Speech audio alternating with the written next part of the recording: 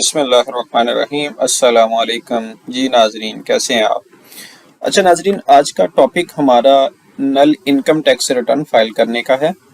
हम देखेंगे कि जब एक पर्सन इनकम टैक्स रिटर्न नल की फाइल करना चाहता है तो उसे किन बातों का ख्याल रखना चाहिए और कैसे उसने अपनी नल इनकम टैक्स रिटर्न फाइल करनी है। कुछ बातें हैं जिनको आपने काइंडली गौर से सुनना है। जब भी पर्सन अपनी रिटर्न फाइल कर रहा होता है तो उसके पास कुछ ना कुछ तो जरूर होता है। आज तो उसकी इनकम जीरो हो, लेकिन उसके पास कोई एसेट हो सकता है, उसके पास कैश हो सकता है, उसके पास बैंक बैलेंस हो सकता है, उसके पास कोई प्रॉपर्टी हो सकती है। तो या उसको कहीं से कोई गिफ्ट आ सकता है, कोई लोन लिया होगा उसने। तो नल इनकम टैक्स रिटर्न फाइल करते हुए इन चीजों को जहन में जरूर रखना है जब आपने रिटर्न फाइल करनी। ऐसे ही नहीं कि आपने नल इनकम टैक्स रिटर्न फाइल करते हुए जस्ट आपने इनकम टैक्स रिटर्न का फॉर्म ओपन करके उसको 00 डाल के सबमिट कर देना है। तो चले हम आईरिस पे चलते हैं और देखते हैं कि नल इनकम टैक्स रिटर्न फाइल करते हुए आपने इन बातों को जो हमने डिस्कस की हैं उनको कैसे जहन में रख के अपनी रिटर्न सबमिट करनी है। तो आईरिस ने अपना रिसेंटली सिस्टम अपडेट किया है जिसको अब आईरिस 2 कहते हैं। उसमें आपने इधर अपना यूजर आईडी पासवर्ड डाल के लॉगिन कर लेना है। लॉगिन करने के बाद आपके पास ये विंडो ओपन हो जाएगी। इस विंडो में रिटर्न फाइल करने के लिए आपने आना है डिक्लेरेशन में। डिक्लेरेशन में ये सिंप्लीफाइड फॉर्म ऑफ रिटर्न्स हैं। अगर आप इनमें से भी कोई ओपन कर सकते हैं, या हम सेकंड टैब में जब जाते हैं तो इधर हमारे पास नॉर्मल इनकम टैक्स रिटर्न की टैब आ रही है, आपने इसको सिलेक्ट कर लेना है। जिस टैक्स पीरियड की आप रिटर्न फाइल कर रहे होंगे उसको हम सिलेक्ट कर लेते हैं। करंटली टैक्स ईयर 23 की रिटर्न्स फाइल हो रही हैं, हम इसको सिलेक्ट कर लेते हैं। Tax year 23 starts from July 22 to June 23। Continue करेंगे तो हमारे पास रिटर्न का फॉर्म ओपन हो जाएगा।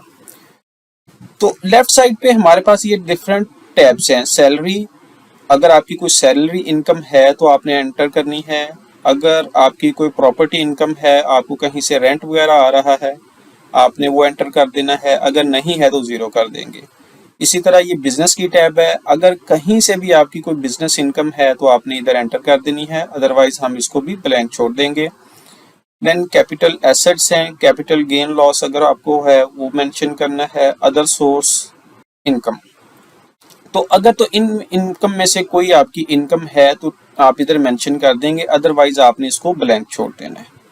देन टैक्स चार्जेबल है। आपके डिफरेंट हेड्स में टैक्स विदहेल्ड हो रहा होता है। आपके मोबाइल पे टैक्स विदहेल्ड हो रहा होता है, आपके इंटरनेट कनेक्शन पे, आपकी प्रॉपर्टी सेल परचेज पे। तो अगर कहीं आपका टैक्स विदहेल्ड हुआ है तो आपने उसको इधर क्लेम कर लेना है, चाहे आप नल की इनकम टैक्स रिटर्न फाइल कर रहे हैं। ये बिजली का बिल है, इलेक्ट्रिसिटी है, व्हीकल का टोकन है, एयर टिकट्स हैं, ये पूरी डिटेल दी हुई है। आप इसमें चेक कर सकते हैं कि अगर कोई भी आपका टैक्स रेलिवेंट है तो आपने उसको क्लेम कर लेना है।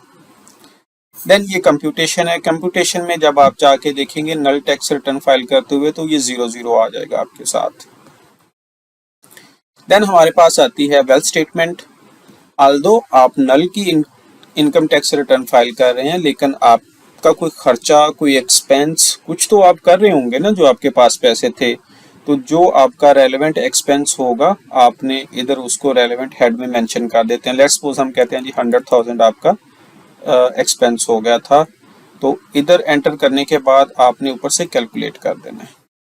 देन मैंने शुरू में हमने बात की थी कि आपके पास कोई तो एसेट होगा ना, कोई बैंक बैलेंस, कोई कैश, कोई प्रॉपर्टी।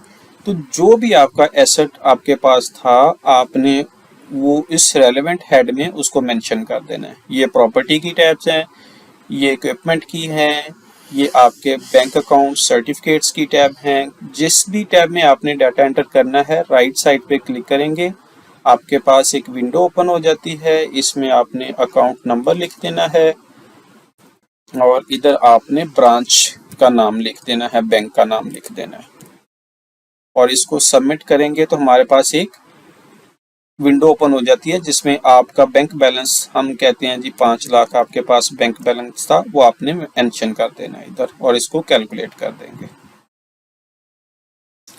देन आपके पास कुछ गोल्ड हो सकता है, हाउस होल्ड आइटम्स हैं, पर्सनल आइटम्स हैं, कैश है। हम अज्यूम करते हैं कि आपके पास 15 लाख कैश इन हैंड भी पड़ा हुआ था, हम वो भी एंटर करके कैलकुलेट कर लेते हैं। तो आपके पास 20 लाख फिर भी एसेट्स हैं, चाहे आप नल की इनकम टैक्स रिटर्न फाइल कर रहे हैं, तो जो आपके पास एसेट है वो आपने अपनी वेल्थ स्टेटमेंट में उसको मेंशन कर देना है।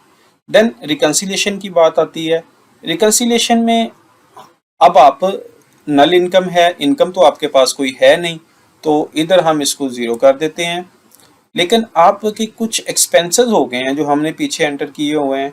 इसका मतलब ये हुआ कि आपके पास अब साल के एंड में 20 लाख है, उस 20 लाख आपका बचा है 1 लाख खर्च करने के बाद।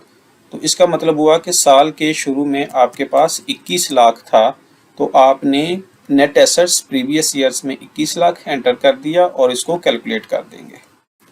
तो ये आपकी रिटर्न जो है वो रिकंसाइल हो गई है। तो इसका मतलब ये हुआ कि ऑल्दो आप नल इनकम टैक्स रिटर्न फाइल कर रहे हैं, लेकिन इनकम टैक्स रिटर्न फाइल करते हुए भी आपने जो बातें हमने डिस्कस की हैं उनका ख्याल रखना है। ये सब चीजें डालने के बाद आपने सेव करना है। सेव के बाद आपने सबमिट में आएंगे और इधर आपने अपना पिन कोड वेरीफाई करके सबमिट कर देंगे तो आपकी रिटर्न सबमिट हो जाएगी। तो ये था तरीकाकार नल इनकम टैक्स रिटर्न फाइल करने का, और नल इनकम टैक्स रिटर्न फाइल करते हुए किन बातों का ख्याल रखना है उनको हमने डिस्कस किया था।